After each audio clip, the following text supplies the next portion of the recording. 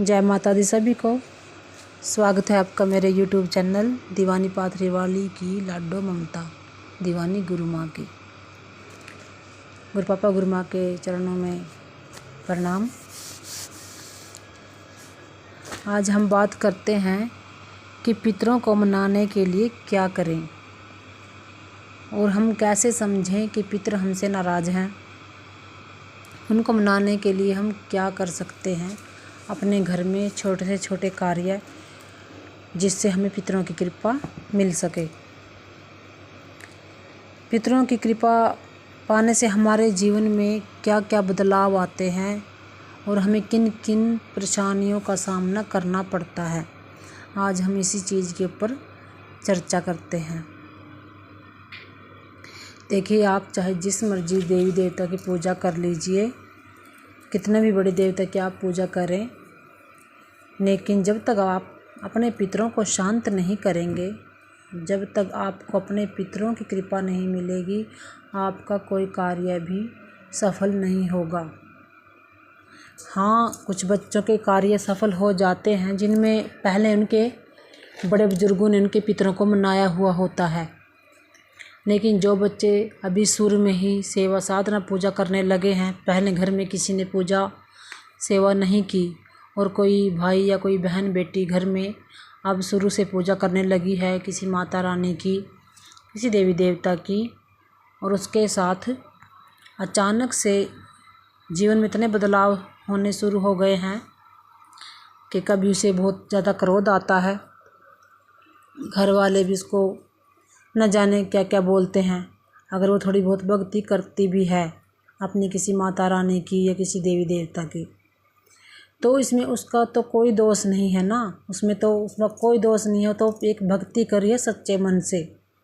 पर जो उस घर में रहे हुई पितर हैं, जो प्रेत रूप धारण कर चुके हैं, जो उसमें घर के चले गए बुजुर्ग हैं, जो अपनी मुक्ति के लिए चाहते हैं कि कोई इस घर में पूजा पाठ करे जिससे उनका भी उद्धार हो, उनका भी भला हो, वो सब उसके ऊपर हावी हो जाते हैं। वो सब यही सोचते हैं कि हम भी इसके ज़रिए भक्ति पूजा करें, जो हम अपने जीवन में नहीं कर पाए वो हम इसके ज़रिए कर सकें। और जब वो पूजा पाठ करते हैं, कोई भी भाई या कोई भी बहन, तो उनके जीवन में अचानक से इतनी परेशानियां और बदलाव आते हैं कि घर के सारे काम धंधे रुक जाते हैं, घर में बरकत नहीं रहती। कई बार जो नई बहू वधू जो घर में आती है, उसे अचानक से कई कई तरह की दिक्कतें होने शुरू हो जाती हैं।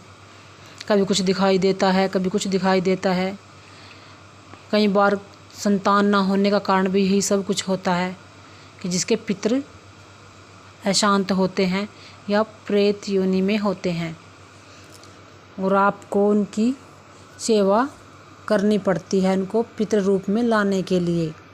तब जाकर आपको पितरों की कृपा मिलती है, आपके कार्य भी सफल होते हैं और जिस देवी देवता इष्ट की आप पूजा करते हैं वो भी आपके ऊपर कृपा करते हैं। आपको पितरों की सेवा करने के लिए हवन कराना चाहिए, या अगर आपके घर में पितरों के स्थान है, उन स्थान पर जाकर उनकी सेवा लगानी चाहिए 11 दिन की, 21 दिन की। और उनके साथ साथ आपको शिव शंकर भोलेनाथ की भी सेवा करनी चाहिए, दादा नगर खेड़ा महाराज जी की सेवा करनी चाहिए, माई मदानन की भी सेवा करनी चाहिए। आपको उनसे भी प्रार्थना करनी होती है कि आप हमारे पितरों को शांत करें, ताकि वो हमारे ऊपर अपनी दया दृष्टि कृपा करें और हम पे अपना आशीर्वाद बनाए रखें, जिससे आपके घर के कार्य बने और आपके घर परिवार में सुख शांति रहे। लेकिन अगर आप ऐसा नहीं करते, आप सिर्फ बड़ी शक्तियों की सेवा पूजा करते हैं, तो आपको कभी भी पितरों की कृपा नहीं मिलेगी। कोई ना कोई दिक्कत परेशानी आपके घर में बनी रहेगी, आपके घर की बहू बेटियों के साथ भी और आपके साथ भी। घर की बेटियों को तो पितर इतने परेशान नहीं करते, लेकिन कई बार हो जाता है कि जब छोटे बच्चे होते हैं तो कोई ना कोई दिक्कत बनी ही रहती है बच्चों में। ये ज़्यादातर घर में जो कोई ज़्यादा पूजा पाठ करने लग जाता है उसको परेशान करते हैं, परेशान नहीं करते, वो उसके ज़रिए अपना भला ही करवाना चाहते हैं कि इसके ज़रिए हमारा भला हो जाए, हमारे लिए भी कोई कुछ करे। आपको पितरों के लिए गायत्री मंत्र करना चाहिए, अपने आप ही कर सकते हैं या पितर गायत्री भी आप कर सकते हैं, या पंडित जी से आप हवन करवाइए। आपको बहुत फर्क लगेगा अपने घर में। जब भी आप पितरों की सेवा करें तो आप,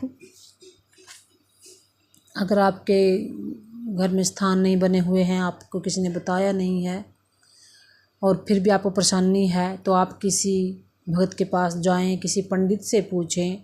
अगर आपको उनके नियमित स्थान बनाने को कहा जाए तो आप स्थान बनवा के उनकी सेवा करिए।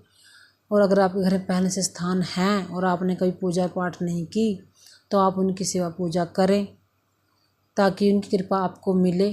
और प्रेत, जो प्रेत रूप में हैं, वो पितर रूप में बनकर आपके ऊपर कृपा करें। और जो आपके कुल देवी या आपके जो इष्ट हैं, आप उनसे भी प्रार्थना करके, उनकी भी सेवा पूजा करके अपने पितरों को अपने भले के लिए मना सकते हैं। आशा करते हैं आपको जानकारी पसंद आई होगी। पितरों का गहना कैसे रखना है, पितरों के लिए क्या क्या कर्म करने होते हैं और पितरों को कैसे मनाएं। अगर आपको जानकारी चाहिए तो आप कमेंट करें और हमारी वीडियो से जुड़े रहें। सभी को जय माता दी।